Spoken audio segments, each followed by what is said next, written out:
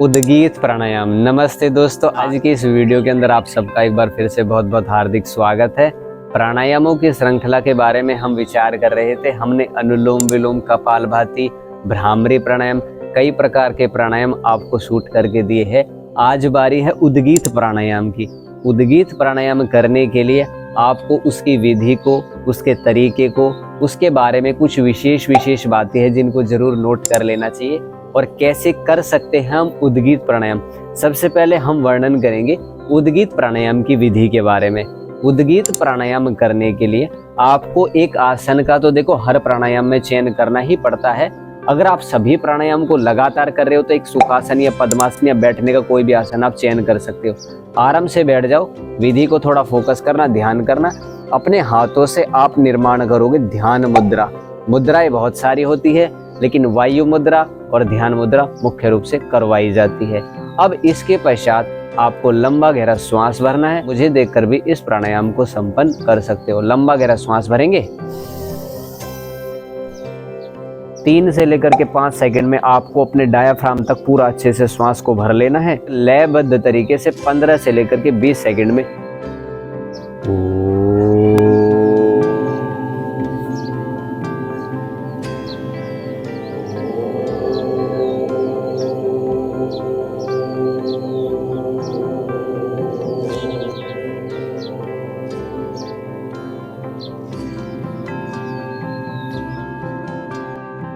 नासिका से श्वास को ग्रहण करना है, मुख से छोड़ना है, ये ध्यान रखना है।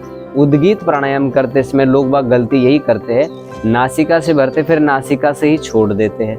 लेकिन नासिका से भरो लेकिन मुख से छोड़ो, इसको बोला जाता है दोस्तों उद्गीत प्राणायाम।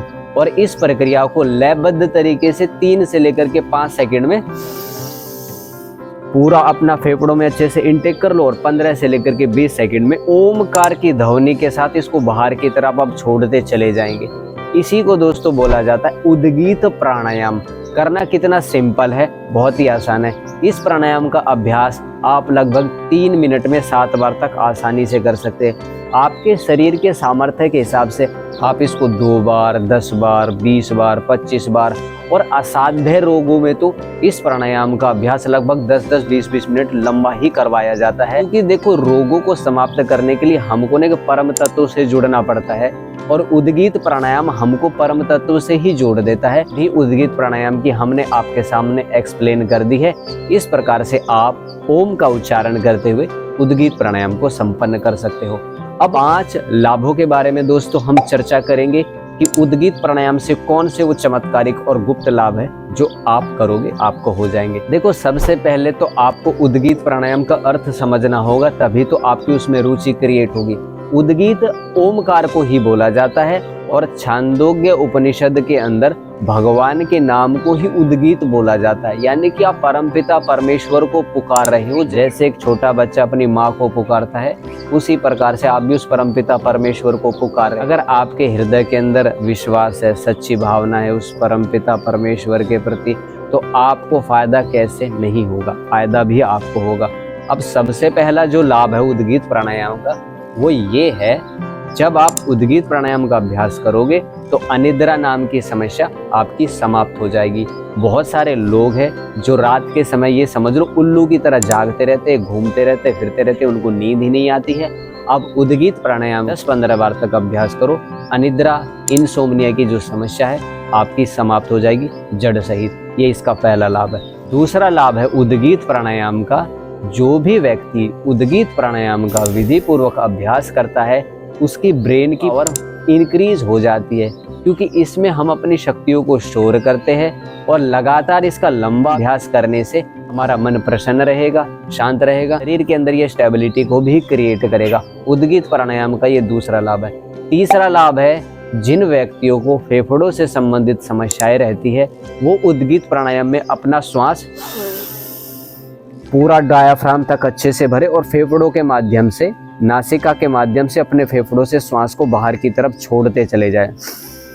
ओमकार का उच्चारण करते हुए फेफड़ों से संबंधित संसार में जितने भी रोग है ना, उन सभी रोगों में आपको लाभ मिल जाएगा। चाहे वह अस्थमा हो, ब्रोंकियल अस्थमा हो, फेफड़ों की कमजोरी हो, और फाइब्रोसिस हमारे फेफड़ों के अंदर हो जाती है, और श्वसन की समस्या है, श्वास लेने में तकलीफ होती है, लंबे लंबे श्वास आते हैं, खुद ठीक नहीं होती, फेफड़े आपके मजबूत होंगे, अच्छे होंगे इस उद्गीत प्राणायाम का अभ्यास करने से। ये इसका तीसरा लाभ हो गया। चौथा लाभ होता है उद्गीत प्राणायाम को करने का, जो भी व्यक्ति अपनी अध्यात्म की यात्रा को प्रारंभ करना चाहते हैं, समाधि लाभ लेना चाहते हैं, परमपिता परमेश्वर से जुड़ना चाहते हैं, उद्गीत प्राणायाम अच्छे से करो, उनका ध्यान घटित होने लगेगा, उनकी समाधि घटित होने लगेगी, और वो एक ऐसी चेतना के अंदर प्रवेश कर जाएंगे जहां उनको अंततः पहुंचना है। क्योंकि देखो, दो प्राणायाम, एक भ्रामरी प्राणायाम और एक उद्गीत प्राणायाम, ये दोनों सौम्य प्राणायाम कहे जाते हैं, और इनका अभ्यास करने से हमको ऐसे ऐसे लाभ होंगे कि आपको करते समय ही वो महसूस होंगे। क्योंकि देखो, ध्यान की बातों को ना हमें ना बातों के माध्यम से शेयर नहीं कर सकते, वो एक एक्सपीरियंस की चीज होती है। जब आपका ध्यान घटित होता है तब आपको अपने अंदर से ही उस आत्म तत्व की अनुभूति होने लगती है, वो आपको खुद महसूस होगा। मेरे बताने से सिर्फ आपको आइडिया लग जाएगा, लेकिन लाभ आपको ध्यान, मन की शांति और इन चीजों में हो ही जाएगा। हो गया दोस्तों इसका चौथा लाभ। पांचवें नंबर का लाभ बहुत इंपॉर्टेंट है, इसको आपको जरूर ध्यान रखना। एक ऐसी बीमारी है, मिर्गी के दौरे पड़ते और हाई बीपी की समस्या रहती है, उन लोगों के पास कोई उपाय नहीं होता। एलोपैथी की इतनी हैवी ड्रग्स वो खाते हैं और उनका शरीर एक दिन आदी हो जाता है उन्हीं गोलियों का, और वो बीमारी इतनी ज्यादा घर कर जाती है, मुख से झाग निकलने लगता है, और हाई बीपी के अंदर तो मस्तिष्क की जो नस है ना, वो फटने के लिए रेडी ही रहती है, ऐसा समझ लो। अब आप उद्गीत प्राणायाम का अभ्यास करोगे तो मिर्गी के जो दौरे है, ऑटो इम्यून डिजीज है, हाई बीपी की जो समस्या आपको बनी आ रही है, उनमें आपको काफी हद तक लाभ हो जाएगा। मैं ये नहीं कहूंगा कि क्योर कर लोगे, कि देखो, क्योर करने के लिए तो लंबी ही साधना करनी पड़ेगी, लेकिन जीवन आपका ऐसा हो जाएगा कि जो दौर है ना, वो कम होते चले जाएंगे। हाई बीपी बिल्कुल ठीक हो सकता है। हाई बीपी के संबंध में तो हम निश्चित है कि हाई बीपी में अगर आप उद्गीत प्राणायाम का अभ्यास करोगे तो वो तुरंत करते ही कंट्रोल हो जाएगा। हार्ट के ऊपर भी इसका सुप्रभाव पड़ता है, पेट के ऊपर भी इसका सुप्रभाव पड़ता है, और साथ साथ दिमाग के जो न्यूरॉन्स होते हैं ना, उनके ऊपर भी पॉजिटिव प्रभाव पड़ता है जब आप परमपिता परमेश्वर का ऐसे अभ्यास करते हो जिस विधि के साथ हमने आपको बताया है।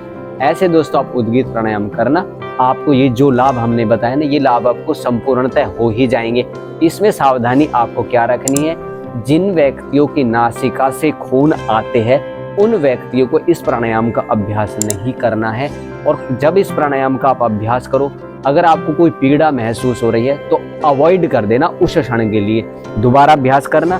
फिर दोबारा जब आप इस प्राणायाम को करोगे तो ये प्राणायाम आपके लिए बहुत ही लाभकारी सिद्ध होगा। फिर भी अगर आपके मस्तिष्क के अंदर कोई संशय इस प्राणायाम के प्रति रह जाता है तो आप कमेंट के माध्यम से अपने विचार हमारे साथ शेयर कर सकते हैं। और दोस्तों, हम हाथ जोड़ करके आपको बहुत बहुत धन्यवाद करते हैं, आपने योग मार्ग चुना है, योग के रास्ते पर आप आ रहे हो और हमारे इस वीडियो में यहाँ तक हमारा आपने साथ दिया है।